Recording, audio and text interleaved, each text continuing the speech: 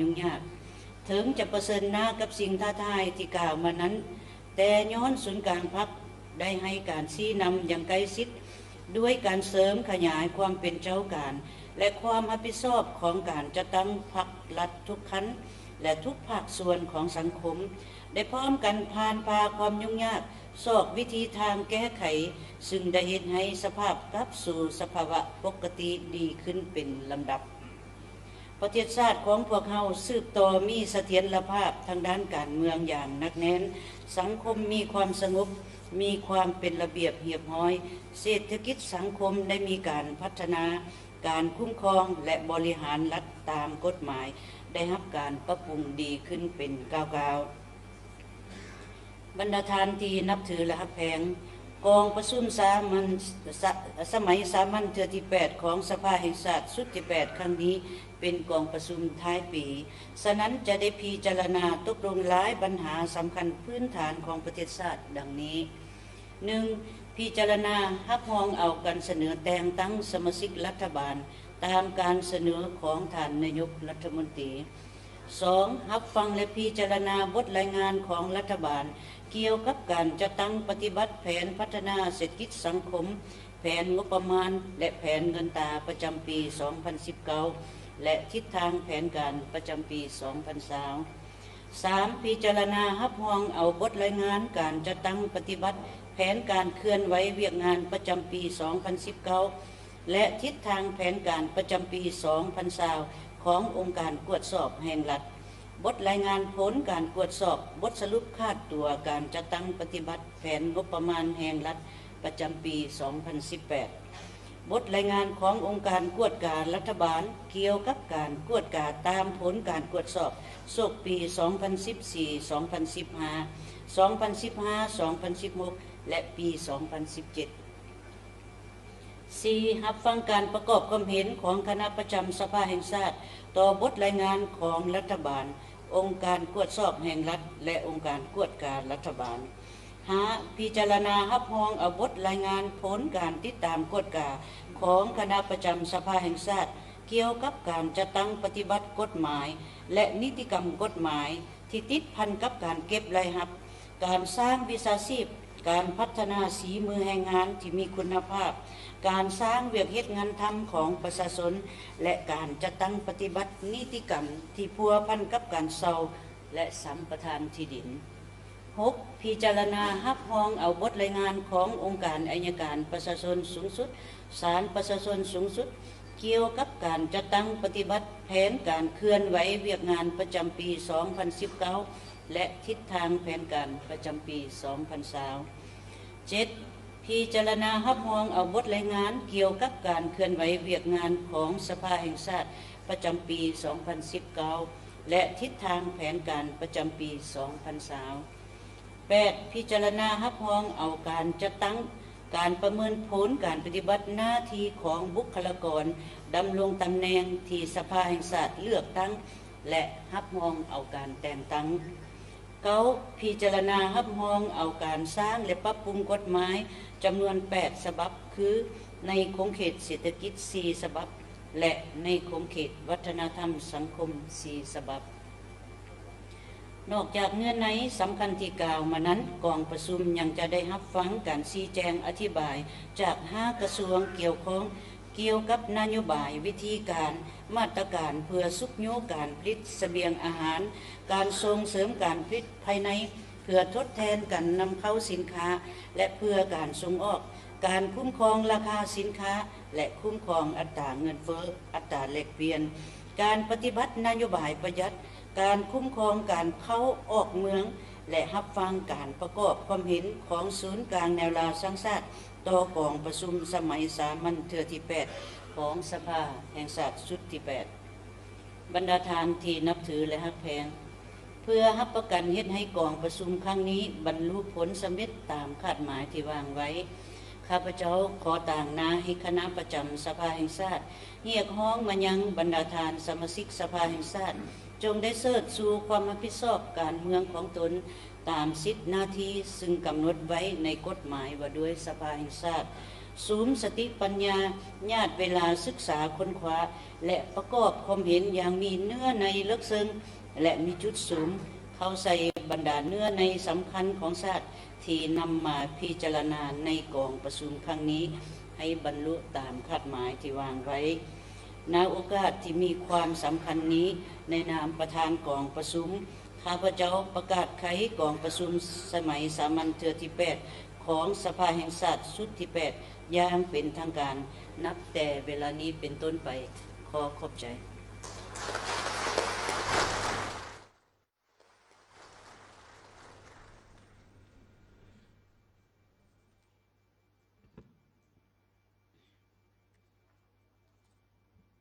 เฮียนบรรดาทานผู้นำอดีตการนำขั้นสูงของพรรครัฐที่เคารพและนับถืออย่างสูง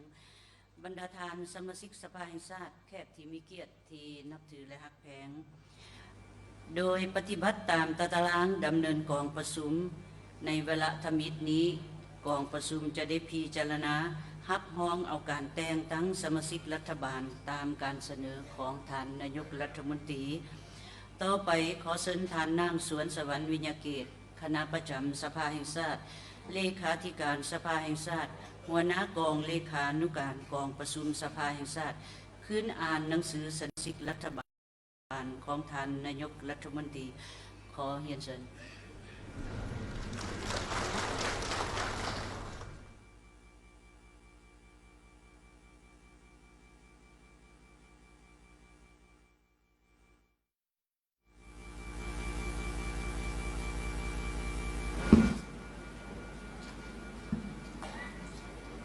ขอเฮียนฐานบุญยังวรจิตเลขาธิการใหญ่คณะบริหารงานศูนย์กลางภาคประธานประเทศแห่งสาธารณรัฐประชาธิปไตยประชาชนลาวที่เคารพและนับถืออย่างสูงขอเฮียนฐานปณียาทอตู่กรรมการกรมการเมืองศูนย์กลางภาคประธานสภาแห่งชาติที่เคารพและนับถือขอเฮียนฐานทองรุ่นศรีสุริตกรรมการกรมการเมืองศูนย์กลางภาคนายกรัฐมนตรีแห่งสาธารณรัฐประชาธิปไตยประชาชนลาวที่เคารพและนับถือเฮียนบรรดาทานผู้นำภาครัฐอดีตการนำขันสูงภาครัฐที่เคารพและนับถือบรรดาทานคณะประธานสภาแห่งชาติสมาชิกสภาแห่งชาติบรรดาทานสมาชิกรัฐบาลแขกที่มีเกียรติที่นับถือและหักแพงโดยได้รับมอบหมายจากประธานกองประชุมแนะนำหัวหน้ากองเลขากองประชุมข้าพเจ้าขออนุญาตอ่านผ่านหนังสือเสนอของท่านนายกรัฐมนตรีเกี่ยวกับการเสนอแต่งตั้งบุคลากรของรัฐบาลละเอียดดังนี้สาธารณรัฐประชาธิปไตยประชาชนลาวสันติภาพเอกราชประชาธิปไตยเอกภาพและวัฒนถาวรนายกรัฐมนตรีเลขที่110ทับนยลงวันที่17กันยา2019คำเสนอเฮียนคณะประจำสภาแห่งชาติเรื่องการแต่งตั้งสมาชิกรัฐบาลอิงตามรัฐธรรมนูญแห่งสปป.ลาวฉบับเลขที่63ทับสพสลงวันที่8ธันวาคม2015อิงตามกฎหมายว่าด้วยรัฐบาลแห่งสปป.ลาวฉบับเลขที่04ทับสพสลงวันที่9พฤศจิกายน2016อิงตามการตกลงในกองประชุมกรมการเมืองศูนย์กลางภาคขังวันที่29-30 สิงหาคม2019และหนังสือเสนอของคณะจัดตั้งศูนย์กลางภาคฉบับเลขที่215ทับคจสพลงวันที่11กันยายน2019รัฐบาลขอถือเป็นเกียรติเฮียนเสนอมายังคณะประจำสภาแห่งชาติพิจารณารับรองการแต่งตั้งสมาชิกรัฐบาลจำนวน2 ฐานละเอียดคือ 1. ฐานสอนไซศรีพันดรห้องนายกรัฐมนตรีทั้งเป็นรัฐมนตรีกระทรวงแผนการและการลงทุน 2. ฐานกี้แก้วไขคำพิทูลเป็นรัฐมนตรีกระทรวงแถลงข่าววัฒนธรรมและท่องเที่ยวดังนั้นจึงเฮียนเสนอมายังคณะประจำสภาแห่งชาติพิจารณาด้วยนายกรัฐมนตรีเซ็นและประทับตาทองรุ่นศรีสุริตขอขอบใจ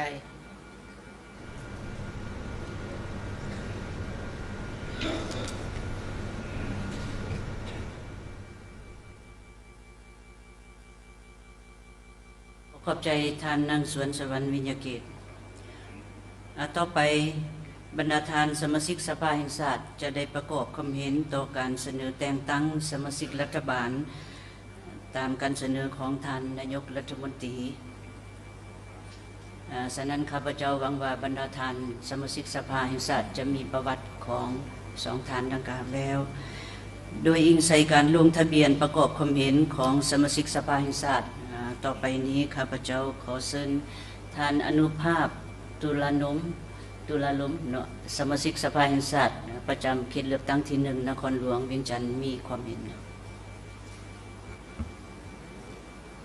ขอเฮียนท่านประธานคณะประธานที่เคารพนับถืออย่างสูงเฮียนท่านประธานประเทศท่านนายกรัฐมนตรีบรรดาท่านการนำพรรครัฐอดีตการนำพรรครัฐที่เคารพนับถืออย่างสูงบรรดาท่านสมาชิกสภาแห่งชาติแขกที่มีเกียรติที่นับถือและแพงทั้งหลายข้าพเจ้าขอประกอบคำเห็นต่อการเสนอของสองท่านนี้ก่อนอื่นขอแสดงความสมเสยที่รัฐบาลได้เลือกเอาบุคลากรการนำได้ถึกเวลาถึกคนถึกบ่อนการที่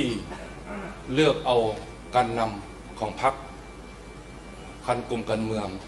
คันเลขาธิการของรัฐคันรองนายกรัฐมนตรีมาควบตำแหน่งเป็นรัฐมนตรีนั้นมันเหมาะสมที่สุดในการแก้ไขปัญหาคงค้างของพวกเราในปัจจุบันอันต้นตอแม่นการนำเอาแนวทางนโยบายของพรรคมาพันขยายจัดตั้งปฏิบัติอยู่แต่ละแขนงการในปัจจุบันฉะนั้นสำหรับสองท่านนี้สำหรับท่านสอนชัยศิวันดรในฐานะที่เคยเป็นผู้ร่วมงานในองค์การรัฐบริหารปกครองท้องถิ่นข้าพเจ้าได้เคยพบปะได้เคยเฮ็ดเวียกร่วมกันและก็เห็นว่าท่านยังนุ่มแน่นสุขุมหอบหูได้รับระดับการศึกษาปริญญาโทปริญญาเอกอยู่ภายในและต่างประเทศมีประสบการณ์รอบด้านทั้งด้านวัฒนธรรมสังคมเศรษฐกิจป้องกันชาติป้องกันความสงบในการปกครองคุ้มครองโดยเฉพาะแม่นในสมัยที่เฮ็ดเวียกอยู่ท้องถิ่นก็คือแขวงจำปาสักมีประสบการณ์ในการคุ้มครองบริหารทางด้านมหาภาคในระยะ4 ปีผ่านมาในฐานะเป็นรองนายกรัฐมนตรีฉะนั้นเห็นว่าเหมาะสมที่สุดที่จะไปเป็นตำแหน่งรัฐมนตรีกระทรวงแผนการและการลงทุนสำหรับท่านกีแก้วไขคำพิทูลแล้วในฐานะเป็นเพื่อนสหายที่ได้เริ่มต้นเข้าเฮียนนำกันเขาในมือเดียวขี่รถมือเดียวไปเฮียนห้องเดียวนับแต่ประถมจนจบอุดมและมีระยะหนึ่งได้เฮ็ดเวียกนำกันอยู่สถาบันการเมืองการปกครองข้าพเจ้าเห็นว่าถึงว่าท่านจะอาวุโสก่อนท่านสอนชัยศิวันดรหน่อยนึงแต่ท่านก็ยังมีไฟแห้งมีความเข้มแข็งเด็ดเดี่ยวเหนียวแน่นได้รับระดับการศึกษาสั้นปริญญาโทปริญญาเอกอยู่ภายในและต่างประเทศคือกันระดับการเมืองการแนวทางนโยบายของพรรคแม่นสูงแม่นกว้างโดยเฉพาะแม่นท่านมีประสบการณ์ในระยะที่เฮ็ดเวียกอยู่สถาบันการเมืองการปกครองเวียกงานโฆษณาพวกระดมแนวคิดการเมืองท่านกับมีอย่างกว้างขวางโดยเฉพาะแม่นในระยะที่เฮ็ดเวียกอยู่คณะโฆษณาอบรมศูนย์กลางพรรคสำหรับเวียกงานศิลปะวรรณคดีเลยถ้าเว้าตามภาษาของผู้แทนประชาชนบรรดาเผ่าแม่นบ่ให้เบาเพราะว่าท่านนี่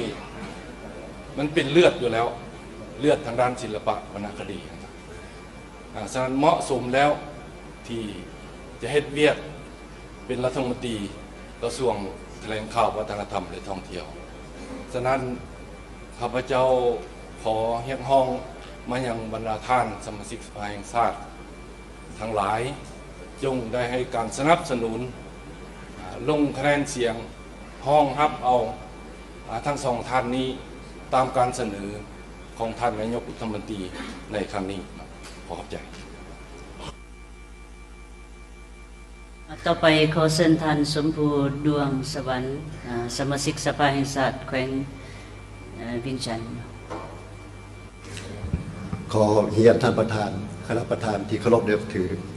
บรรดาท่านผู้นำภาครัฐอดีตการนำภาครัฐขั้นสูงบรรดาท่านสมาชิกสภาแห่งชาติแขกผู้มีเกียรติที่นับถือและแพงข้าพเจ้าสมภูดวงสวรรค์เป็นสมาชิกสภาแห่งชาติประจำเขตเลือกตั้งที่10แขวงเวียงจันทน์ขอประกอบความเห็นต่อการเสนอของท่านนายกที่เกี่ยวกับการแต่งตั้งบุคลากรทั้งสองท่านเพื่อดำรงตำแหน่งเป็นสำคัญต่างๆอยู่ในส่วนกระทรวงดังกล่าว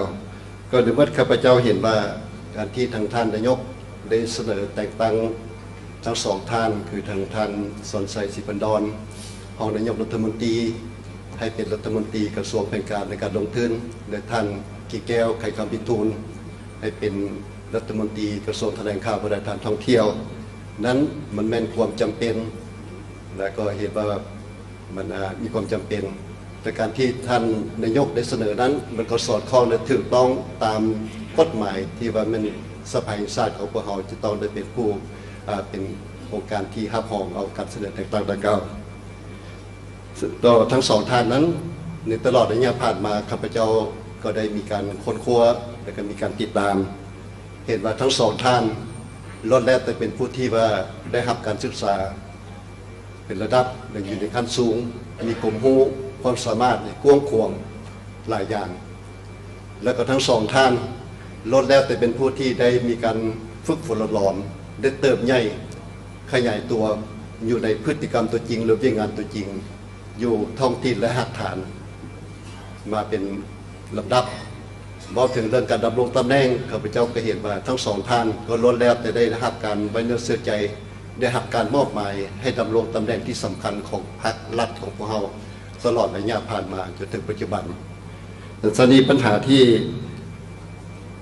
ทางท่านนายกได้เสนอให้ทั้งสองท่านได้ดำรงตำแหน่งที่สำคัญดังกล่าวนั้นข้าพเจ้าเห็นว่าถูกต้องสอดคล้องแล้วก็เห็นว่ามีความเหมาะสมแล้วแล้วก็เอกภาพคือทางท่านอนุภาพได้เสนอไปแต่ข้าพเจ้าก็มีความเชื่อมั่นว่าอีกใส่ความรู้ความสามารถพรสวรรค์อันรอบด้านของทั้งสองท่านนั้นภายหลังที่ได้รับการแต่งตั้งได้รับการแต่งตั้งให้เป็นรัฐมนตรีอยู่ใน2กระทรวงที่สำคัญดังกล่าวข้าพเจ้ามีความเชื่อมั่นว่าจะเป็นการเพิ่มทวีจะเป็นการประกอบเฮ็ดให้มีบุคลากรการนำขั้นสูงในการไปซี่นำพาอยู่ใน2กระทรวงที่มีบทบาทสำคัญอยู่ในการพัฒนาเศรษฐกิจสังคมของพวกเราและก็หวังว่าจะเป็นการประกอบส่วนเพิ่มกำลังแห่งให้แก่คณะรัฐบาลของพวกเราในสุดปัจจุบันก็คือสุดต่อไปดังนั้นข้าพเจ้าเห็นว่าทั้งสองท่านมีเงื่อนไขมาตรฐานครบถ้วนตามที่วางไว้ดังนั้นข้าพเจ้าก็มีความเชื่อมั่นและก็เห็นดีเห็นพร้อมก็ต่อการเสนอดังกล่าวและก็เสนอให้บรรดาท่านสมาชิกสภาแห่งชาติของพวกเราจงได้พิจารณาและลงคะแนนเสียงรับรองเอาการเสนอแต่งตั้งสองท่านดังกล่าวเพื่อดำรงตำแหน่งดังกล่าวขอขอบใจต่อไปขอเชิญท่านสุวรรณีเสสนะสมาชิกสภาแห่งชาติแขวงบริคำไซเฮียนท่านประธานคณะประธานบรรดาท่านผู้นำภาครัฐแขกที่มีเกียรติที่เคารพนับถือบรรดาท่านสมาชิกสภาแห่งชาติที่นับถือและแพงทั้งหลายข้าพเจ้าสุวรรณีไสสนะสมาชิกสภาแห่งชาติเขตเลือกตั้งที่11แขวงบริคำไซขอประกอบความเห็นเกี่ยวกับการเสนอของท่านนายกรัฐมนตรีต่อการเสนอรับรองการแต่งตั้งท่านสนชัยศรีปันดรรองนายกรัฐมนตรีเป็นรัฐมนตรีกระทรวงแผนการและการลงทุนและท่านกิ่งแก้วไข่คำพิทูล เป็นรัฐมนตรีกระทรวงแถลงข่าววัฒนธรรมและท่องเที่ยวข้าพเจ้าได้ติดตามผลงานการเคลื่อนไหวของท่านทั้งสองเห็นได้ว่าบรรดาท่านทั้งสองนี้ล้วนแล้วแต่แม่นพนักงานการนำขันยุทธศาสตร์ของพรรคของรัฐล้วนแต่มีเงื่อนไขมาตรฐานครบถ้วนและเหมาะสมในการดำรงตำแหน่งดังกล่าวทั้งสองท่านนี้ล้วนแล้วแต่มีความรู้สูงมีความสามารถและเคยดำรงตำแหน่งรับผิดชอบอยู่ในหลายของเขตผ่านมาและมีประสบการณ์อย่างหลากหลายในเรื่องงานนำพาคุ้มครองทั้งอยู่ในขั้นศูนย์กลางและอยู่ในขั้นท้องถิ่นยิงใส่ความยองต้องการของเรื่องงานโดยเฉพาะในปัจจุบันในเงื่อนไขที่สภาพเศรษฐกิจการเงินตราของประเทศเราประสบกับความยุ่งยากหลายประการซึ่งพร้อมได้รับการแก้ไขอย่างมีจุดสุ่มนี้รวมทั้งการเพิ่มทวีวินัยแผนการเงินฉะนั้นเรื่องงานแผนการลงทุนนี้ก็ยิ่งเห็นสมควรได้รับการชี้นำบัญชาโดยกงจากท่านรองนายกรัฐมนตรีสอนไซศรีพันดอนนี้พร้อมเดียวกันนี้ในยุคแห่งการพัฒนาเทคโนโลยีข้อมูลข่าวสารอย่างว่องไวเรื่องงานแถลงข่าวสื่อมวลชน ก็ยังมีบทบาทในการเฮ็ดหน้าที่เป็นกระบอกเสียงอันแหลมคมของพรรคติดพันกับการเสริมขยายสิ่งยอดยิ่งทางด้านวัฒนธรรมและการส่งเสริมการท่องเที่ยวอยู่ในประเทศเราฉะนั้นมันจึงเรียกร้องให้มีบุคลากรที่มีความรู้ความสามารถมีพรสวรรค์ที่จะสามารถแบกหาบภาระหนักหน่วงอยู่ในประเทศเราในปัจจุบันซึ่งในที่นี้ท่านกี่แก้วไข่คำพิทูลเป็นบุคลากรที่เหมาะสมที่สุดข้าพเจ้าหวังยิ่งว่าภายใต้การนำพาของทั้งสองท่านอยู่สองกระทรวงนี้และเชื่อมั่นว่าเรื่องงานที่บรรดาท่านรับผิดชอบนี้ จะได้รับการยกระดับในการชี้นำพาและมีผลสำเร็จเป็นอย่างดีสำหรับข้าพเจ้าแล้วยินดีที่จะลงคะแนนเสียงเพื่อรับห้องออกการเสนอดังกล่าวและข้าพเจ้าก็เชื่อว่าบรรดาเพื่อนสมาชิกสภาแห่งชาติก็คงจะสนับสนุนคือในนี้เช่นเดียวกันขอขอบใจต่อไปขอเชิญท่านเพชรแก้วเมืองปัญญาสมาชิกสภาแห่งชาติประจำเขตเลือกตั้ง17แขวงอัตตปือขอเฮียนท่านประธานคณะประธานที่นับถือเฮียนประธานการนำอดีตการนำพรรครัฐกันสูงที่นับถือประธานสมาชิกสภาแห่งชาติประธานแขกผู้มีเกียรติท่านยิงทางชายทางแพงข้าพเจ้าเพชรแก้วเฮืองปัญญาสมาชิกสภาแห่งชาติจากเขตเลือกตั้งที่17แขวงอัตตปือขอมีความเห็นต่อการเสนอของท่านนายกรัฐมนตรีเกี่ยวกับการแต่งตั้งผู้ดำรงตำแหน่งของ2กระทรวงโดยเฉพาะกระทรวงแผนการลงทุนกระทรวงแถลงข่าววัฒนธรรมและท่องเที่ยวโดยพื้นฐานข้าพเจ้าเป็นเอกภาพและยินดีคำเห็นของ2-3 ฐานที่ใดมีคำเห็นแบบนั้นข้าพเจ้าเป็นเอกภาพสูงและการเสนอของท่านนายกข้าพเจ้าเห็นว่ามีเหตุมีผลและสมเหตุสมผลที่สุดเพราะว่าบรรดาทานที่เสนอมานั้นล้วนแล้วแต่เป็นผู้ที่มีเงินไขมาตรฐานตามที่ได้กำหนดไว้ในระเบียบของพรรคและกฎหมายและก็ข้าพเจ้าผ่านการติดตามก็ยังเห็นว่ามีบางมาตรฐานที่โดดเด่นเป็นต้นบรรดาทานที่เสนอมานั้น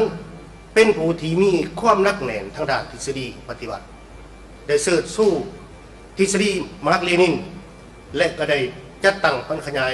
เข้าในแนวทางนโยบายระเบียบกฎหมายของรัฐของเราได้มีผลสำเร็จเป็นกล่าวมาอีกจุดหนึ่งแม้เป็นผู้ที่มีความรู้ความสามารถในการเต่าห่วมของสามัคคีทั่วพรรคทั่วปวงชนและสากลผู้ปลุกระดมคนขวายประชาชนเขาความอยากกว้างขวางและแข็งแรงคิดให้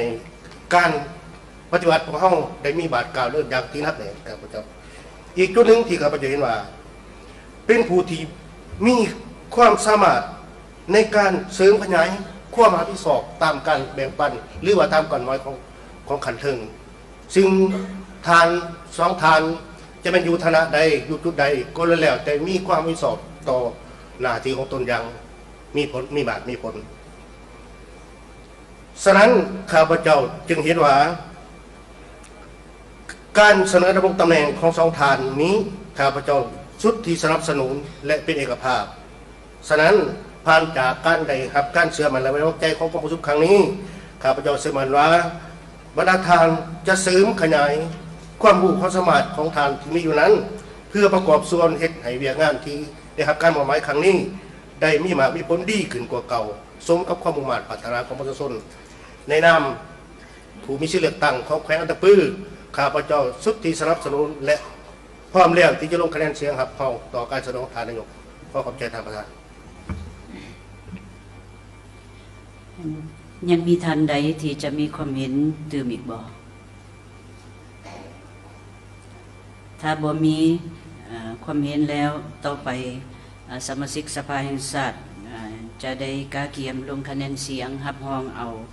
การเสนอแต่งตั้งรัฐมนตรีกระทรวงแผนการลงทุนและรัฐมนตรีกระทรวงแถลงข่าววัฒนธรรมและท่องเที่ยวตามลำดับดังต่อไปนี้เสนอให้บรรดาท่านสมาชิกสภาแห่งชาติกาเกียมลงคะแนนเสียงรับรองเอาการเสนอแต่งตั้งท่านสอนชัยศรีพันดรรองนายกรัฐมนตรี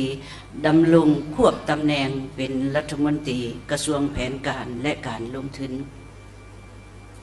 ต่อไปขอเชิญบรรดาท่านสมาชิกสภาแห่งชาติเชิญเสนอตัว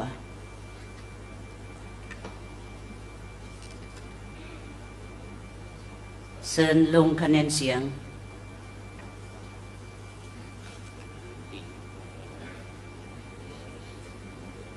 รวมคะแนนเสียง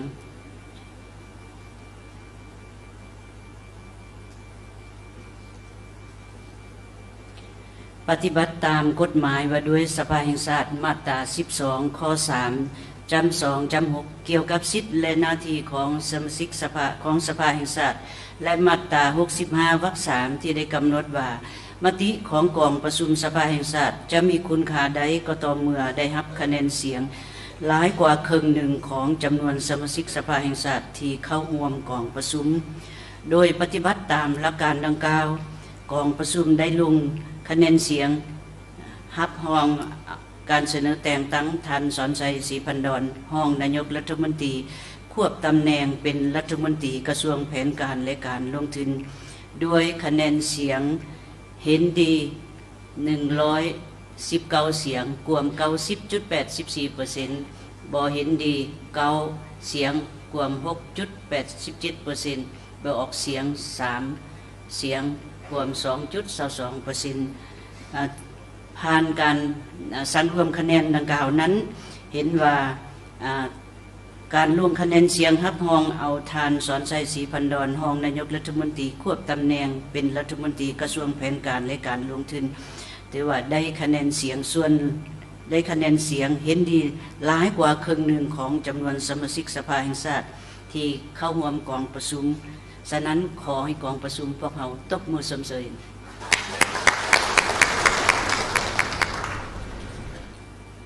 ต่อไปเสนอสมาชิกสภาแห่งชาติกาเกียมลงคะแนนเสียงเพื่อรับรองเอาการเสนอแต่งตั้งท่านขี้แก้วไขคำพิทูลดำรงตำแหน่งเป็นรัฐมนตรีกระทรวงแถลงข่าววัฒนธรรมและท่องเที่ยวขอเชิญสมาชิกสภาแห่งชาติเสนอตัว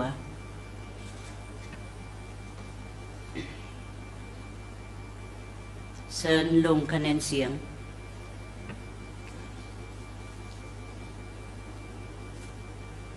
รวมคะแนนเสียง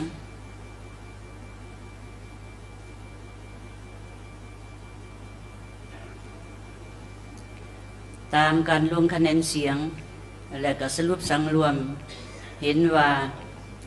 สมาชิกสภาแห่งชาติได้เห็นดี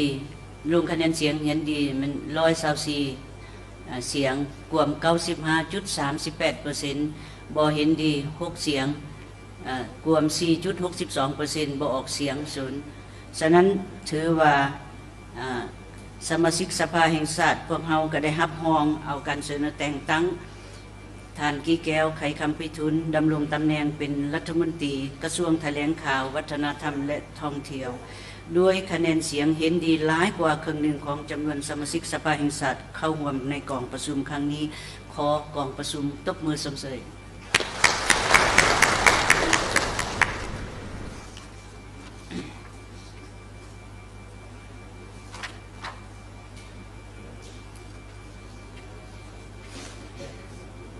เฮียนบรรณาธิการผู้นำอดีตการนำพรรครัฐสมาชิกสภาแห่งชาติแขกที่มีเกียรติ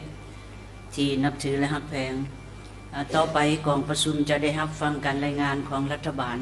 เกี่ยวกับการปฏิบัติเวียกงานพ้นดินของรัฐบาลในปี 2019 และทิศทางเวียกงานจุดศูนย์ในปี 2020 ฉะนั้นต่อไปนี้ข้าพเจ้าขอเรียนเชิญท่านทองรุ่นศรีสุฤทธิ์นายกรัฐมนตรีขึ้นเสนอบทรายงานดังกล่าวขอเรียนเชิญ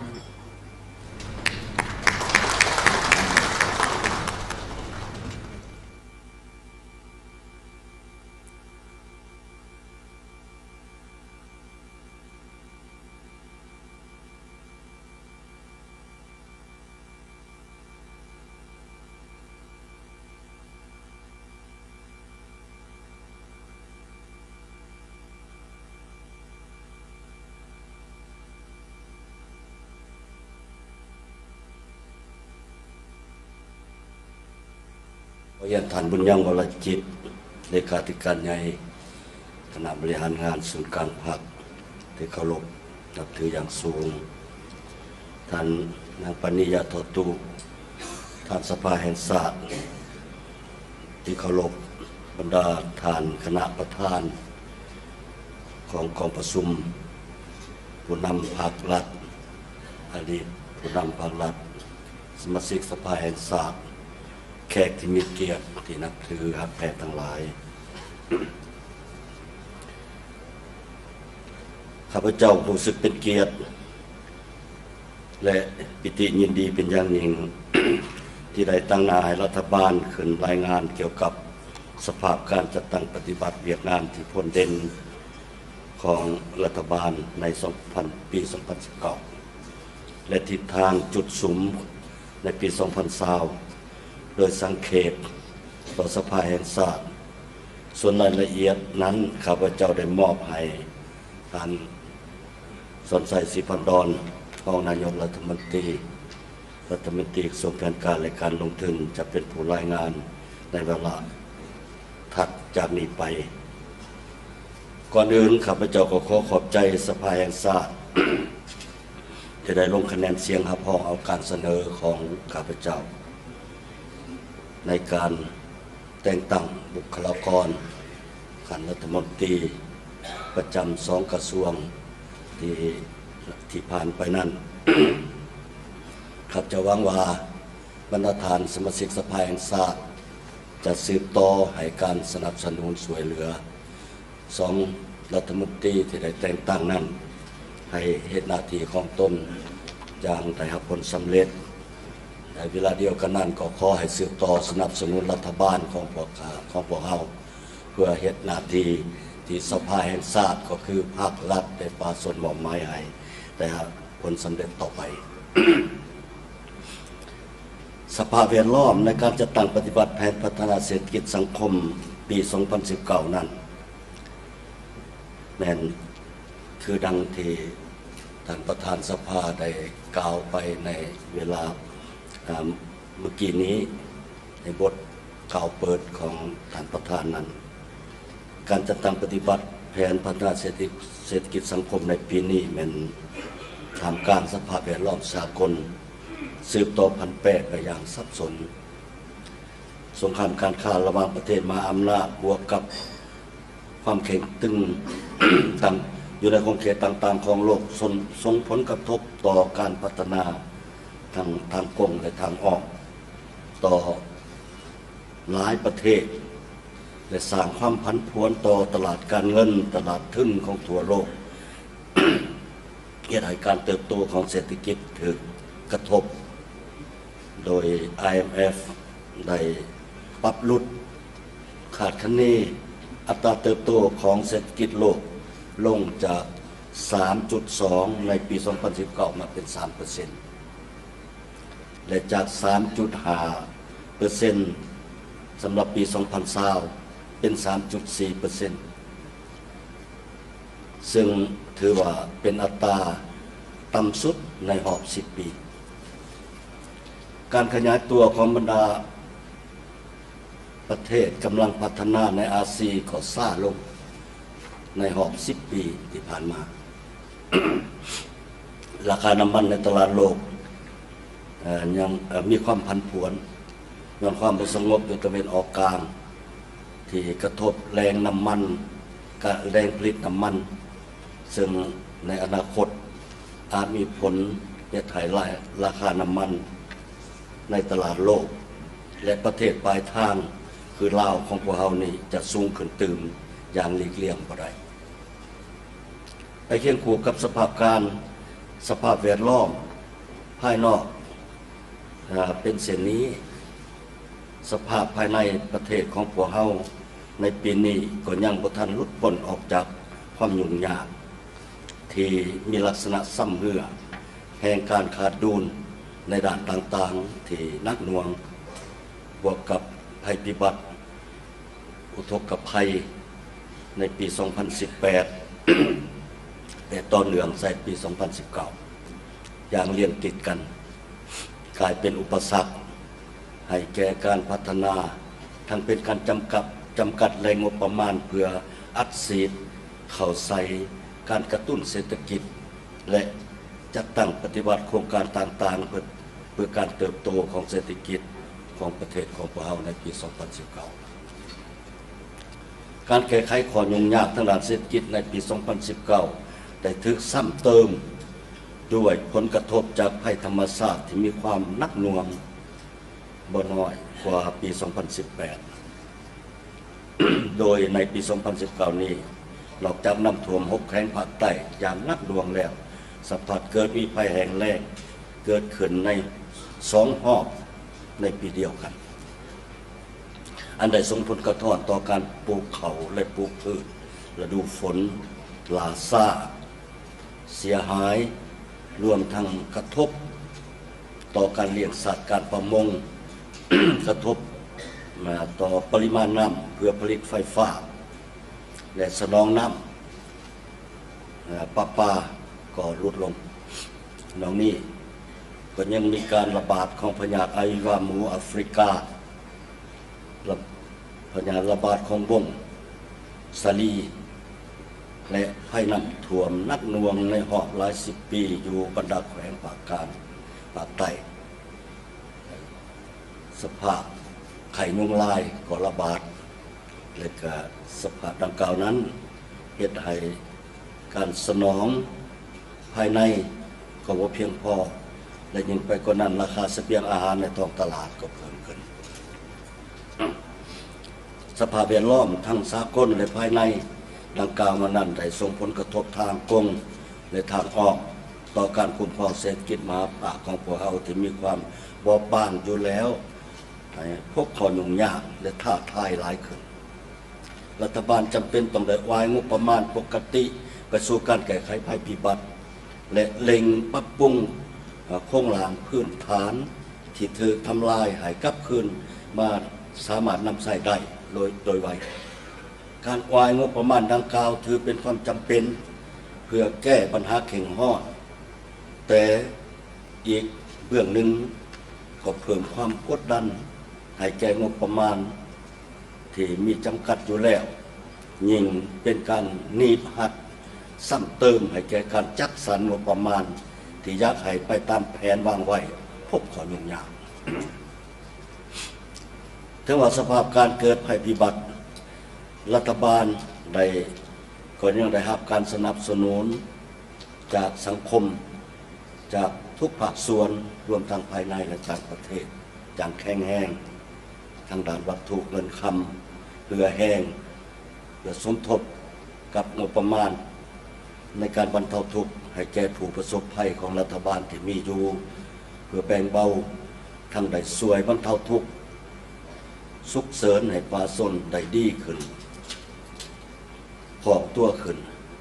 ประชาชนเฮาผู้ประสบอุทกภัยหรือว่าภัยพิบัติต่างๆก็มีกำลังใจสู้กับอุปสรรคและสิ่งท้าทายดังกล่าว ผ่านพ้นใดดีพอสมควร แต่ก็ยังปะห้องห้อยไว้สืบต่อเดินหน้าแก้ไขต่อไปอย่างหนักหน่วงพอสมควร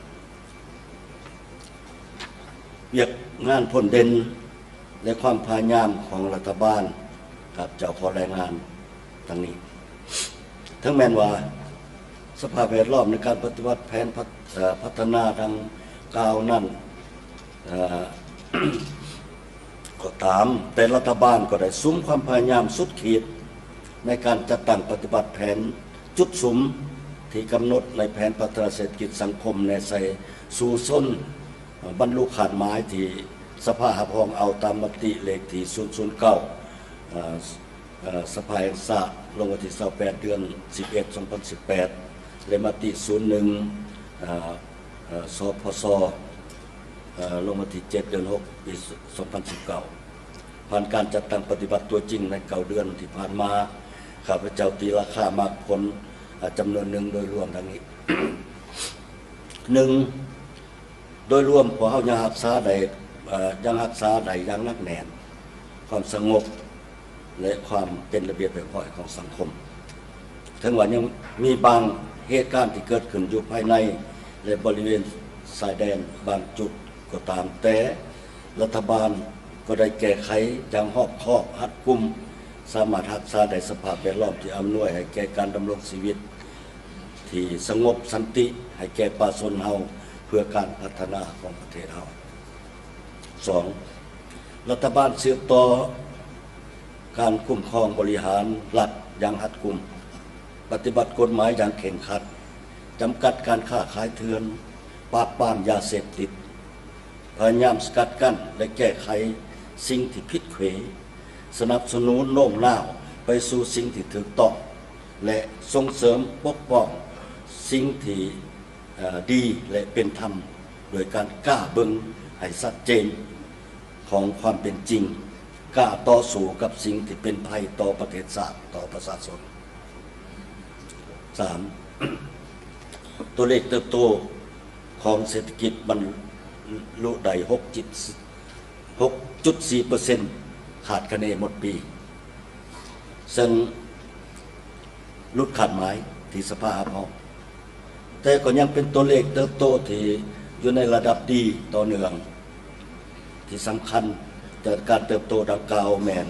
การเติบโตที่ค่อนข้างมีคุณภาพดีกว่าเก่า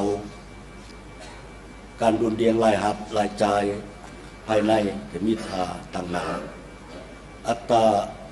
ส่วนขาดดุลงบประมาณต่อ GDP ลดลงจากประมาณ 6% ในส่วนปี 2015-2016 มาเป็น 4% ในปี 2018 รายรับจากภายในเพิ่มขึ้นจากประมาณ 21,000 ตึกในปี 2016 มาเป็น 26.2 พันตึกในปี 2019 ทั้งหมดเหล่านี้ทั้งว่าจะเฮ็ดให้อัตราเติบโตของเศรษฐกิจลดลงในระยะสั้นแต่เป็นการลดลงที่มีความจำเป็นซึ่งบ่สามารถหลีกเลี่ยงได้จะเป็นการหันเข้าสู่พื้นฐานการผลิตตัวจริงเพิ่มเพื่อสร้างความหนักแน่นให้แก่การเติบโตที่มั่นเที่ยงยืนยงทั้งเป็นการสร้างฐานการผลิตและการกระจายรายรับออกสู่ประชาชนในท้องถิ่นต่างๆหลายขึ้น 4. ได้สืบต่อแก้ไขปัญหาหนี้สินของโครงการลงทุนของรัฐอย่างตั้งหน้าซึ่งฮอดปัจจุบันสำระได้ 2,214.7 ตึกเท่ากับ 50.8% ของแผนปีเคียงคู่กับการแก้ไขโดยรูปแบบออกพันธบัตรสวยแก้สภาพคล่องให้ทางการเงินสวยบริษัทเจรจาต่อรองหรือแก้ไขหนี้แบบมีส่วนลดตามความเหมาะสมและมีความยุติธรรมได้สำเร็จการสร้างและการสร้างดำรัฐว่าโดยกองทุนส่งเสริม SME และได้สนองทุนเพื่อเป็นสินเชื่อให้ SME จำนวน 32 ตึกกีบ ผ่านธนาคารพัฒนาลาวพร้อมนี้ก็ได้สนองทุนภายใต้โครงการเข้าถึงแหล่งทุน SME มูลค่า 111.64 ตื้อและได้ปล่อยกู้ทำอิฐสำเร็จ 100% ในเดือนมิถุนายน 2019 รวม164 สัญญาสำหรับ SME 157 หัวหน่วยเคียงคู่กันนี้ก็ได้เซ็นบทบันทึกความเข้าใจกับ10ธนาคารธุรกิจเพื่อนำเงินกู้$100 ล้านสหรัฐงวดทำอิฐจากธนาคารพัฒนาแห่งชาติจีนเพื่อปล่อยให้ SME ต่อไป 6. ได้แก้ไขปัญหาการผลิตไฟฟ้าที่บ่มีตลาดรองรับที่ผ่านมานั้นโดยได้ เจรจาซื้อขายและบรรลุข้อตกลงเพื่อขายไฟฟ้าให้ประเทศเพื่อนบ้านคือตกลงกรอบการซื้อขายไฟฟ้าให้ราชอาณาจักรกัมพูชาเซ็นสัญญาไฟฟ้าซื้อขายเซ็นสัญญาขายไฟฟ้ากับเวียดนามและเจรจาเพิ่มการซื้อขายไฟฟ้ากับไทยให้บรรลุตามข้อตกลงเพราะว่าข้อตกลงนั้นยังอยู่ 4,000 เมกะวัตต์นะครับเมื่อวานมื้อซื่อนี้ข้าพเจ้าก็ได้เสนอให้ฝ่ายไทยพิจารณาเขาจะแต่งตัวแทนมาเติมอีกเพราะว่ารวมทั้งหมด 9,000 เมกะวัตต์เขากำลังขายให้ไทยแล้ว 5,000 เมกะวัตต์แล้วเดี๋ยวนี้พร้อมกันนี้ก็ได้เล็งค้นคว้าออกนโยบายราคาไฟฟ้าใหม่เพื่อส่งเสริมการผลิตภายในให้หลายขึ้นและสวยนูนประชาชนที่มีรายรับต่ำเสียงใดผ่านการเห็นดีแล้วหลังจากนั้นรัฐบาลจะได้และคณะการจะได้ปรับปรุงเพิ่มเติมเพื่อให้รัฐบาลได้เซ็นรับรองและประกาศใส่ในไวๆนี้ 7. ได้ดำเนินและสำเร็จการกวดกาโครงการเสาสัมปทานที่ดินที่บ่มีการเคลื่อนไหวนำใส่ให้ถูกต้องหยุดเศร้าก่อนสิ้นสุดสัญญาและปะละบ่เอาใจใส่จำนวน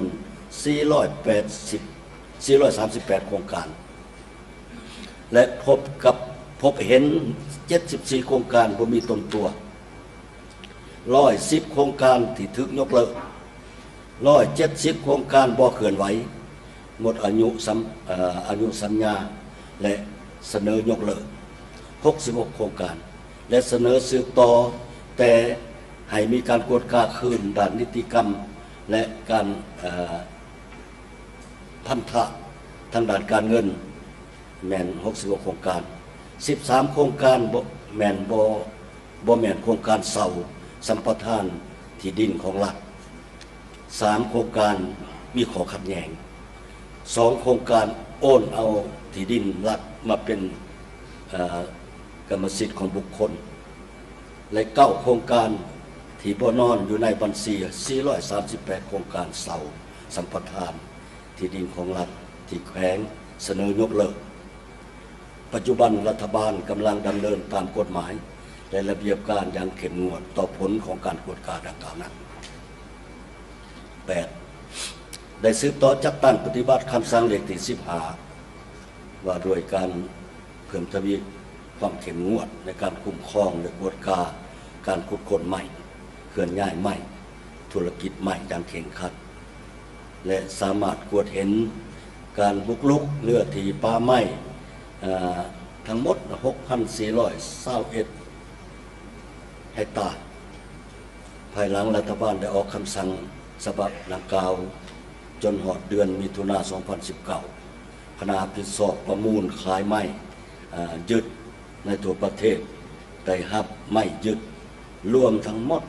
98,000.023 เมตรก้อนและ531.44 ต้นอันที่9ได้สำเร็จการปรับปรุงและสร้างกฎหมายใหม่ทั้งหมด9 ฉบับในกองประชุมสภาแห่งชาติเถื่อที่8นี้รัฐบาลก็จะเสนอพิจารณาเพิ่มเติมอีก7 ฉบับใน9 กฎหมายที่สภาหับห้องในกองประชุมสมัยสามัญเถือที่7นั้นมีหลายนิติกรรมที่จะเป็นพื้นฐานในแก่สำคัญในแก่การกระตุกสุกนุ่งเศรษฐกิจให้ขยายตัวหลายขึ้นในปี 2020 เป็นต้นแมนกฎหมายว่าโดยที่ดินป่าไม้คุ้มครองสวยสะอาดกรและ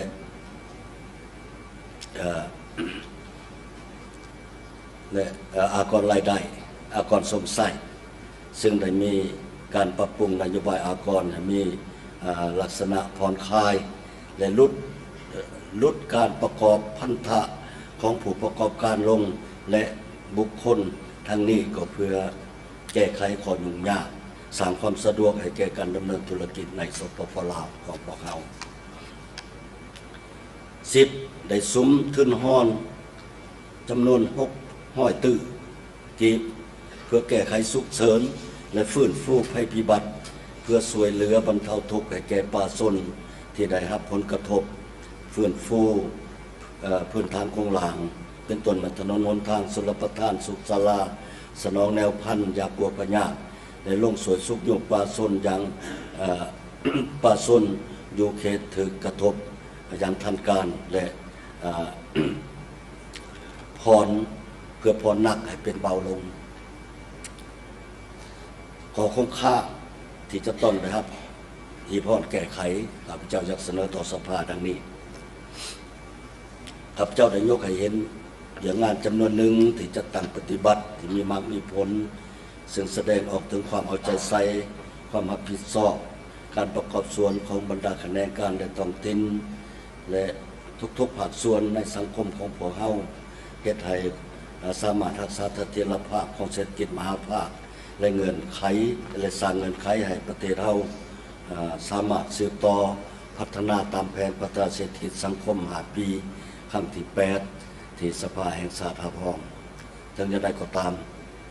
รัฐบาลตีราคาด้วยความเป็นจริงว่า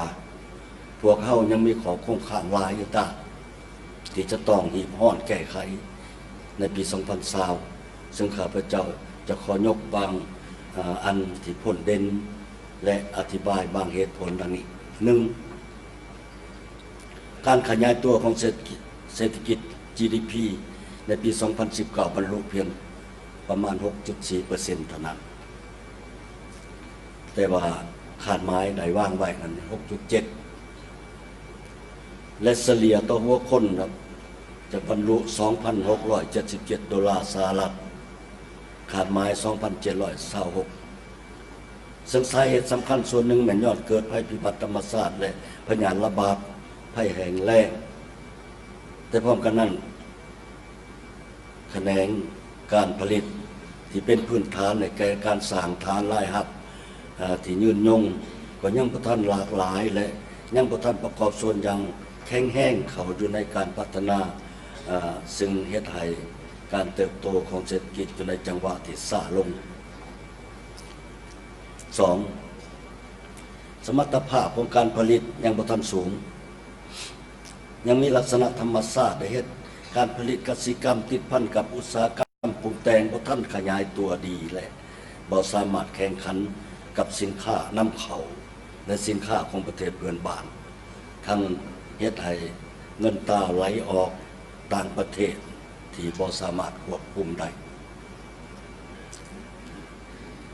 3. การปรับปรุงรัฐวิสาหกิจเป็นเรื่องงานที่รัฐบาลให้ความสำคัญ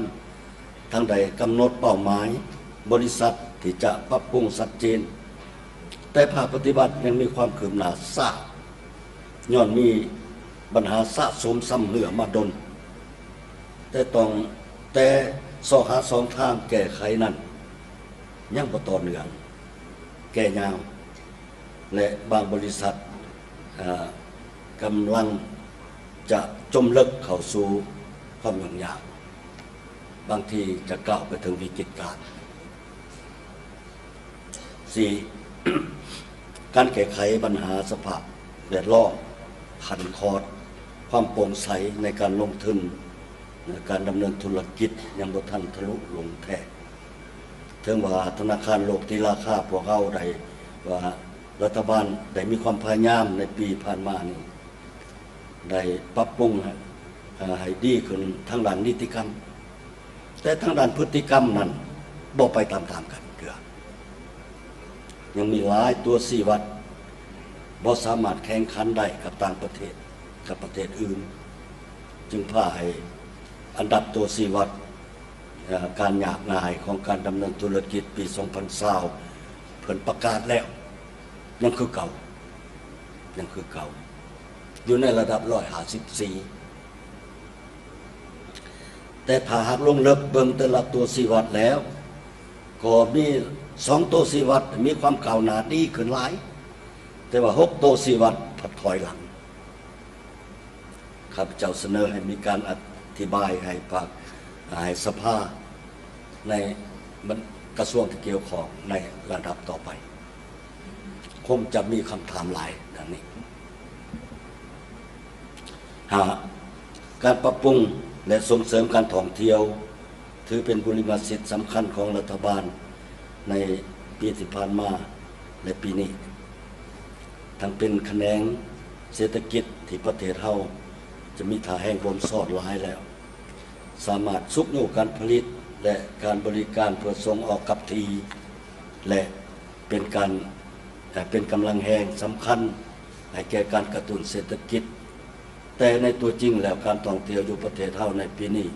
ก็ยังบ่ทันคึกคักและอาจจะบ่บรรลุตามคาดหมายในจำนวนนักท่องเที่ยวเข้ามาประเทศของพวกเฮาที่วางไว้ 6. การเก็บรายรับยังบ่ทันครบถ้วนและอาจบ่บรรลุตามแผนยังเป็นปัญหาที่ต้องแก้ไขต่อไปการคุ้มครองราคาสินค้ายังเฮ็ดบ่ได้ดีการผลิตสินค้าภายในที่ยังบ่ทันพ้นเด่นก็ยังบ่ทันพ้นเด่นการลงทุนส่วนหลายแม่นเน้นใส่การก่อสร้างพื้นฐานโครงหลังการคุ้มครองโครงการลงทุนของรัฐถึงแม้ว่าได้มีการปฏิบัติตามขั้นตอนระเบียบการแต่ยังบ่ทันเข้มงวดเท่าที่ควรการช่วยเหลือและกู้ยืมของต่างประเทศมานำใส่นั้นก็หรือว่าการลงทุนของภาคเอกชนก็บ่ทันมีประสิทธิผลสูงเท่าที่ควร 7. เสถียรภาพทางการเงินยังบ่ทันหนักแน่นเป็นต้นสภาพอัตราแลกเปลี่ยนนิ่งติ่งแห้งส่วนต่างระหว่างอัตราแลกเปลี่ยนอยู่ท้องตลาดและอยู่ธนาคารยังห่างไกลกันหลายและบ่ทันถูกแก้ไขอย่างขาดตัวจึงสาเหตุแม่นย้อนพื้นฐานการผลิตภายในของพวกเฮาบ่เข้มแข็งการนำเข้าหลายกว่าส่งออก 8. ระดับคลังสำรองเงินตราต่างประเทศยังอยู่ในขีดจำกัดองค์ประกอบของคลังสำรองเงินตราต่างประเทศบ่ทันหลากหลายการขาดดุลชำระปกติกับต่างประเทศยอดหนี้ต่อต่างประเทศทั้งอยู่ภายนอนนี้ต่อต่างประเทศยังอยู่ในระดับสูงในขณะเดียวกันการนำใส่เงินตราต่างประเทศอยู่ในสังคมแม่นแพร่หลายบ่สามารถคุ้มครองได้เนื่องจากสภาพอัตราแลกเปลี่ยนเงินกีบอ่อนค่าและความต้องการเงินตราเพื่อสำหรับสะสางอยู่ภายในของพวกเฮานั้นมันยังสูงอัตราส่วนหนี้บ่เกิดดอกออกผล NPL สูงกว่าแผนที่กำหนดไว้เนื่องจากบรรดาหนี้สินคุ้มเครือที่ติดพันกับโครงการลงทุน 9. การพัฒนาชนบทแก้ไขความทุกข์ยากของประชาชนยังบ่ทันเข้าสู่ล่วงลึกเท่าที่ควรความแตกต่างของการพัฒนาระหว่างตัวเมืองและชนบทยังห่างกันอยู่อันที่10เป็นปรากฏการณ์ย่อท้อในสังคมเป็นต้นเหมือนการลิ้นกินฟุ่มเฟือยปัญหายาเสพติดการปุ่นจี้กิลักงัดแงะอุบัติเหตุตามท้องถนนและภายสังคมอื่นๆถึงว่าได้เอาใจใส่แก้ไขแต่ยังมีลักษณะแพร่หลายอยู่และส่งผลทางลบต่อสังคมโดยเฉพาะแม่นวัยหนุ่มของพวกเราทั้งหมดนี้แม่นการตีราคาโดยสังเกตเกี่ยวกับโครงข่าย จำนวนหนึ่งเพื่อยกให้เห็นปัญหาที่รัฐบาลจะต้องได้เอาใจใส่แก้ไขให้การพัฒนาเศรษฐกิจสังคมดำเนินไปตามแผนที่ได้กำหนดไว้ทิศทางอย่างงานจุดสุมและมาตรการต่อหน้าโดยความรับผิดชอบต่อพรรคต่อสภาแห่งชาติต่อประชาชนรัฐบาลจะได้สืบต่อบุกบืนเพื่อปฏิบัติหน้าที่และรับผิดชอบของตนในต่อหน้าดังนี้ 1. แม่นเวียกจุดสุมต้นต่อในท้ายปี 2019 จะสุกยุ่คะแนนการและต้องทิ้นอย่างแข็งแห้งเพื่อสืบต่อสู่ปฏิบัติเป้าหมายบรรดาเป้าหมายขาดหมายที่สภาแห่งชาติได้รับห้องแล้วให้บรรลุแผนโดยจะซุ้มใส่เวียกงานต้นต่อจำนวนหนึ่งเป็นต้นแมนสู่ส้นเก็บรายรับของงบประมาณเล็งรัดจะตั้งปฏิบัติโครงการลงทุนของรัฐระดมแรงดุลเดียงงบประมาณให้หลายคุ้มครองอัตราแลกเปลี่ยนค้นคว้าวิธีการเพิ่มคลังสำรองคุ้มครองราคาสินค้าคุ้มครองการนำเข้าสินค้าที่ผลิตได้ภายในส่งเสริมการผลิตและสมใส่ภายในสุกยูการสนองสินเสือให้ภาคธุรกิจส่งเสริม SME และการนำใส่กองทุน SME ให้มีประสิทธิผลสุกยูการจัดตั้งปฏิบัติโครงการพัฒนาและโครงการลงทุนขนาดใหญ่ของภาคธุรกิจให้จัดตั้งปฏิบัติไปตามแผนสุกยูโครงการใหม่สุกยูตืมกลไกผ่านประตูเดียวอย่างแข็งแรงส่งเสริมการท่องเที่ยวให้แข็งแรงส่งเสริมการพัฒนาฝีมือแรงงานและสวัสดิการสังคมฟื้นฟูผลกระทบจากภัยพิบัติส่งเสริมการพัฒนาชนบทสุขอยู่การพัฒนาในขอบเขตการศึกษาสาธารณสุขแถลงข่าวและวัฒนธรรมข้าพเจ้าจะขอลงลึกเกี่ยวกับทิศทางและอย่างงานจุดสุมละเอียดที่กล่าวมานี้เพราะท่านรองนายกสอนไส้จะได้รายงานต่อไปและเวียกต่างๆที่ข้าพเจ้าว่ามานี้ได้ใส่คำว่าต่อสู้ต้องต่อสู้เหตุบรรดาเวียกงานดังกล่าวนี้ให้ได้เพราะว่าปี 2020นั่นปีสุดท้ายของการจัดตั้งปฏิบัติมติของประชุมใหญ่ครั้งที่ 10และแผนพัฒนาเศรษฐกิจสังคม5 ปีของพวกเราทิศทางเวียกงานจุดสุมต้นต่อปี 2020ข้าพเจ้าขอเสนอแนวนี้ 1. สมกำลังแห้งสร้างให้มีเสถียรภาพทางด้านการเมืองรับประกันใดเวียงงานป้องกันชาติป้องกันความสงบเฮ็ดให้สังคมมีความสงบปลอดภัยเพื่อสร้างเงื่อนไขและสภาพเอื้ออำนวยให้แก่การพัฒนาเศรษฐกิจสังคมของประเทศเรา 2. เอาใจใส่คุ้มครองเสถียรภาพทางการเงินตราให้มันเทียงโดยเอาใจใส่เวียกงานระดมทุนทั้งภายในและต่างประเทศเพิ่มสภาพคล่องทางด้านการเงินเข้าสู่ระบบเศรษฐกิจของชาติรัฐบาลจะรับฟังและศึกษาคำเห็นของเสี่ยวซานผู้มีประสบการณ์ทั้งภายในและต่างประเทศเพื่อนำมาพิจารณาสร้างร่วมมูลใส่อย่างประดิษฐ์สาร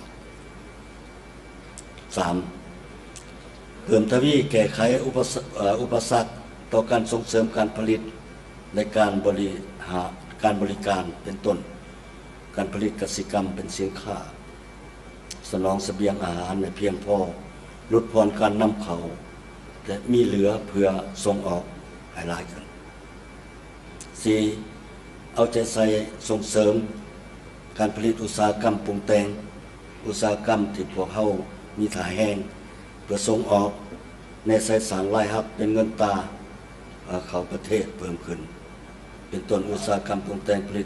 ตภัณฑ์กสิกรรมกระแสไฟฟ้าแห่ท่า เขตสุขอยู่เขตเศรษฐกิจพิเศษหัตถกรรมสุขอยู่การหัตถกรรมที่เป็นมูลเสื้อผ้าไหมจักสานวัดแกะสลักหรืออื่นๆที่มีมูลเสื้อเดี๋ยวนี้กำลังขยายตัวอย่างแข็งแรงข้าพเจ้าได้ไปร่วมวางแสดงสินค้าทุกๆปีแต่ละปีมีหลายอันใหม่เกิดขึ้นหลากหลายและคุณภาพในการตกแต่งก็ดีขึ้นอันนี้เป็นการแพร่อย่างกว้างขวางตั้งแต่ท้องถิ่นมาถึงศูนย์กลางของพวกเราอย่างจริงจังอันนี้ครับเจ้าก็เห็นว่าอันนี้มีความประทับใจต่อเรื่องงานอันนี้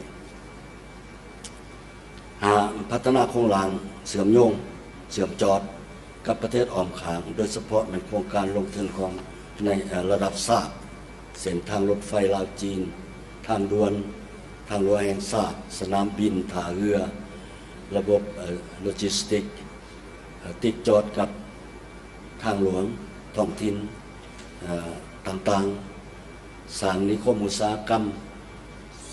สร้างเมืองผลิตสินค้าผลิตอาหารสร้างเมืองอัศริยะจะได้เริ่มปี 2020 นี้ 6. พัฒนาแหล่งท่องเที่ยวระบบบริการขนส่งโครงหลังที่จำเป็นอื่นๆติดพันกับการผลิต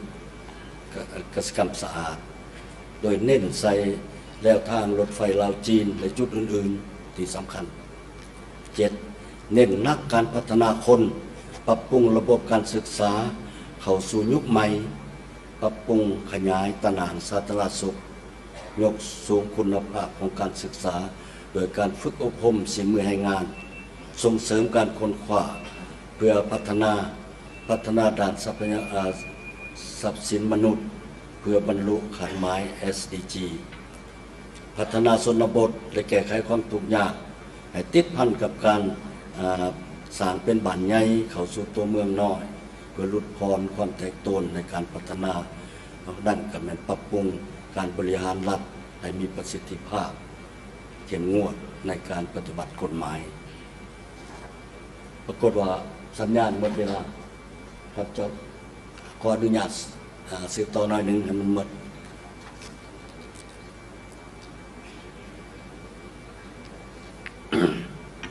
บางมาตรการที่จะต้องได้เอาใจใส่กับเจ้าข้อเสนอดังนี้เศรษฐกิจของประเทศเฮาถึงจะมีความเติบโตแต่พื้นฐานบ่ทันหนักแน่นคือได้ผ่านมานั้นดังนั้นพวกเฮายังจะต้องได้พัฒนาตามทิศยืนยงและเศรษฐกิจมหาภาคของพวกเฮาต้องได้บ่พยายามลดพรอาศัยทรัพยากรธรรมชาติเป็นการส่งออกวัตถุดิบอันที่สองเหมือนโครงประกอบทุนของรัฐเฮายังนักแต่การสร้างพื้นฐานโครงหลังที่นำใส่ทุนห่อนมหาศาลส่วนการลงทุนเข้าใส่การค้นคว้าส่งเสริมการผลิตของเขตอาจจะนำรายรับไว้มาสู่โดยกงมาสู่พวกเขานั้นยังไม่น้อยต้องได้แก้ปัญหานี้อันที่สามการลงทุนในสายการสร้างทรัพยากรมนุษย์ยังจำกัดการคุ้มครองการลงทุนของรัฐยังบ่ทันเข้มงวดยิ่งไปกว่านั้นยังมีลักษณะกระจายบ่มีจุดสูงอันที่สี่เหมือนการนำใส่งบประมาณของรัฐยังฟุ่มเฟือยหัวไหลการปฏิบัติวินัยแผนการเงินยังบ่ทันเข้มงวดรัฐบาลจะเอาใจใส่สิ่งดังกล่าวนี้ข้าพเจ้าขอเสนอตื่นอีกว่าตลอด3 ปีผ่านมานี่การปฏิบัติหน้าที่ความรับผิดชอบของรัฐบาลได้สืบต่อพยายามแก้ไขปัญหาสิ่งคงคาคือบรรดาท่านก็รู้แล้วว่าหนึ่งเป็นประคับประคองรัฐสมการพัฒนาให้มีความโดดเดี่ยวสองเป็นจำกัดการขุดค้นทรัพยากรสะสายปรุงแต่งวัตถุดิบให้เป็นสำเร็จรูปนั้นให้หลายขึ้นสามเป็นสืบต่อปฏิบัติคำสั่งเลขที่15 4เป็นหามการทรงไม้ถอนธรรมศาสตร์ออก5เป็นเข้มงวดกวดขันในการลงทุนของรัฐที่บ่มีประสิทธิผล6เป็นปฏิบัติมาตรการประหยัด7เป็นเข้มงวดในการปฏิบัติวินัยเป็นการเงินจะมีเอาใจใส่แก้ไขปัญหาหนี้สินคุ้มเครือและก็คุ้มครองการนำเข้าสุขยุ่งการผลิตภายในและสุขยุ่งส่งเสริมการลงทุนใส่การพัฒนาทรัพยากรมนุษย์อย่างแท้จริงให้มีประสิทธิผลเพื่อจะตั้งปฏิบัติพระบทบาทดังกล่าวนั้นให้มีประสิทธิผลข้าพเจ้าเสนอบางมาตรการดังนี้ 1. ปรับปรุงการมอบหมายหน้าที่แบ่งเวียกงานแบ่งงานมอบความรับผิดชอบของคณะพรรคและคณะนำและพนักงานแต่ละขันแต่ทั้งลงหลุมถั่วกงจักรการจัดตั้งทั้งอยู่ศูนย์กลางและท้องถิ่นในมันจะแจกอันสองเป็นปรับปรุงแบบแผนวิธีเหตุเวียกที่ยังอึดอัดขาดความเป็นเจ้าขาดความกล้าหาญขาดหัวคิดประดิษฐ์สางและขาดการติดตามสุขอยู่กวดกาประเมินผลอย่างเป็นปกตินะ3เป็นปรับปรุงกลไกประสานงานระหว่างคะแนนการและกับคะแนนการระหว่างคะแนนการกับท้องถิ่นระหว่างรัฐบาลกับองค์การจัดตั้งของพรรคของรัฐสภาแห่งชาติองค์การนิติบัญญัติและเราสารศาสตร์องค์การจัดตั้งมาส่งในโรงเรียนก็เก่าอันที่4มันปรับปรุงพระบทบาทและกลจักรการจัดตั้งที่บ่ซ้ำซ้อนบ่สอดคล้องบ่แท้กับสภาพเป็นจริงอันสุดท้ายมันปรับปรุงบุคลากรพยายามเลือกเอาผู้มีความรู้ความสามารถมีคุณสมบัติเข้ามาบริหารเวียกงานอยู่ในแขนงการที่ต่างๆข้าพเจ้าได้รายงานต่อกองประชุมสภาก็มีเพียงเท่านั้นขอโทษที่ใช้เวลาขอขอบใจขอจบขอบใจ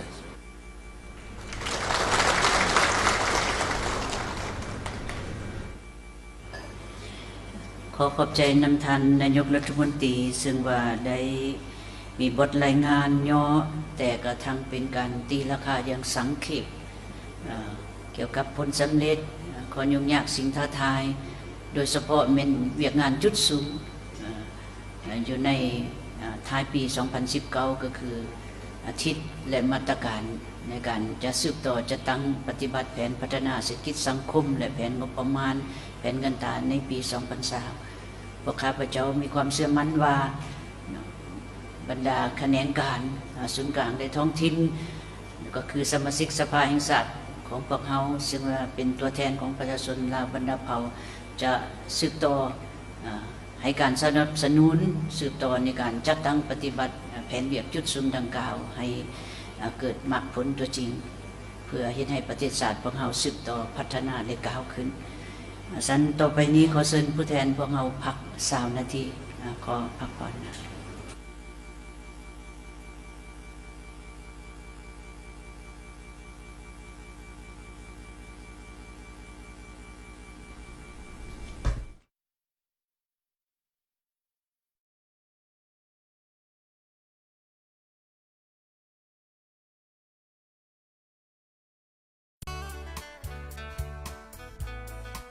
ทุกอาชีพในการเฮ็ดกสิกรรม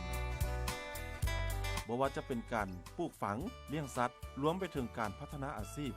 ตลอดฮอดการดำรงชีวิตของพ่อแม่พี่น้องประชาชนอยู่ทุกขงชีพเข้าใจในการปลูกฝังเลี้ยงสัตว์ให้มีรายได้และรับเข้าในครอบครัว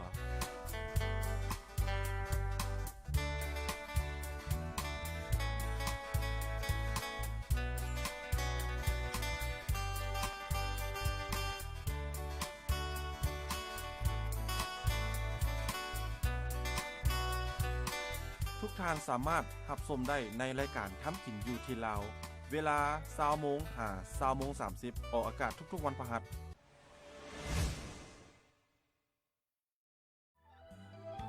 ท่านผู้ชมรายการแพงบ้านเกิดวันเสาร์นี้พวกเขาจะนำเสนอเกี่ยวกับการซอยเหลือโดยซอยเป็นพี่น้องคนเชื้อสายลาวที่อยู่ต่างประเทศระดมเงินนำมาซอยเหลือทางพี่น้องที่ประสบอุทกภัยอยู่ทั้งสปปลาวของพวกเขาผ่านทางซีสตาร์ทีวีลาวสตาร์ทีวีรวมไปถึงทั้งศูนย์กลางแนวลาวสั่งซาดซึ่งมาทางคณะนำศูนย์กลางแนวลาวสั่งซาดพร้อมด้วยทั้ง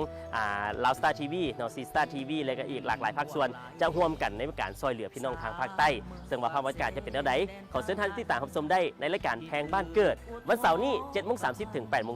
ทางโทรภาพลาวสตาร์นั่นนอน้ำตาสิลน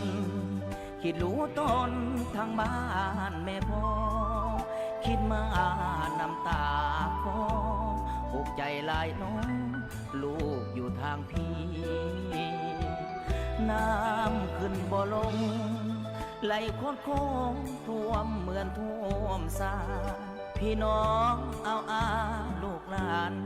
ป้าหอดเดือนสานบ้านที่เคยอยู่หอบเอาลูกเต้าหอบห่อเขานี้ขึ้นบนสูงรู้ตอนเด็กพ่อแม่ป้าลุงหอบเสื้อหอบมุ้งพากันหนีตาพร้อมหรือยังกับชีวิตการเดินทางไปสู่โลกกว้างเผชิญกับสิ่งท้าทายหนุ่มน้อยคนนี้กับรายการเล้าเที่ยวลาวพร้อมประจนภัยแต่เหนือห่อใต้บ่ว่าจะใกล้หรือไกลไปกับพวกเขาป่าเขาทงเพียงแม่น้ำลำเลียงตกตานำเสนอทุกจุดทุกมุมของการท่องเที่ยวในประเทศลาวบ่ว่าจะเป็นทางด้านวัฒนธรรมธรรมชาติประวัติศาสตร์อันยาวนานให้ได้รู้ถึงข้อมูลสถานที่และความเป็นมาเพื่อส่งเสริมการท่องเที่ยวในประเทศลาวให้ก้าวไกลเที่ยวลาวเพื่อก้าวสู่นาส่งเสริมการท่องเที่ยวให้พัฒนาป้องกันเงินตาบ่ให้มันหัวไหลขึ้นเหนือลงใต้พบกันได้กับรายการเล้าเที่ยวลาวออกอากาศทุกๆวันเสาร์เวลา 10:30 51:00 ทางโทรภาพลาวสตาร์ให้ถึงจุดหมายแล้วเล่าสู่กันฟัง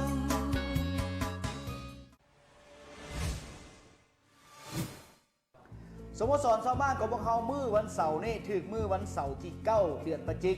หลังจากเบิ้งรายการของพวกเขาแล้วลุกขึ้นมาอาบน้ำอาบในแต่งตัวแบบย้อนยุคแต่งตัวแบบโบราณแล้วไปแห่พระธาตุเพิ่งน้ำเพิ่นพระธาตุเพิ่งปีนี้นี่เพิ่นใจแห่อยู่2 มื้อและพิเศษ